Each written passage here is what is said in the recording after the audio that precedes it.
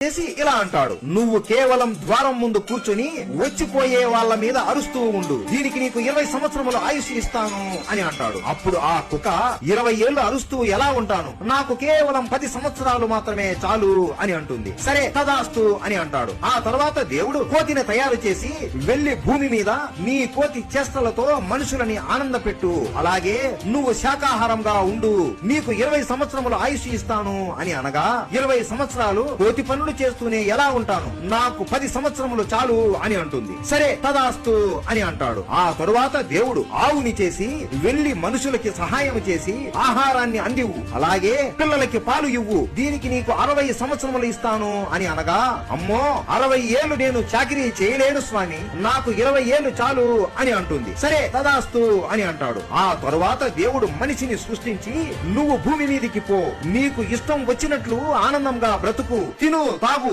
శృంగారం చెయ్యి, ఏ పని అయినా నీకు ఇష్టం వచ్చినట్లు చేసుకో, దీనికి నీకు 20 సంవత్సరములు ఆయుష్ ఇస్తాను అని అనగా, 20 ఏళ్లేనా, ఇది చాలా తక్కువ స్వామి, నాకు ఆవు వద్దనుకున్న 60 ఏళ్లు, కోతి వద్దనుకున్న 10 ఏళ్లు, కుక్క వద్దనుకున్న 10 ఏళ్లు ఉన్నాయి కదా, అవి కూడా నాకే ఇవ్వండి అని అనగా, దేవుడు నవ్వుకొని, సరే మీ ఇష్టం, కానీ మీరు మొదటి 20 సంవత్సరములు ఆడుకుంటూ సరదాగా గడుపుతారు, తరువాత 40 సంవత్సరములు ఆవులాగా గొడ్డి చాకిరీ చేసి కుటుంబం కోసం కష్టపడతారు, ఆ తరువాత 10 ఏళ్లు ముసలవాడిలాగా అయి కోతిలాగా మనవళ్ళు మనవరాలని ఆడిపిస్తారు, మిగిలిన 10 ఏళ్లు ఒక కుక్కలాగా వచ్చిపోయే వాళ్ళ మీద అరుస్తూ గుణుగుతూ ఉంటారు అని తదాస్తు అని మనిషిని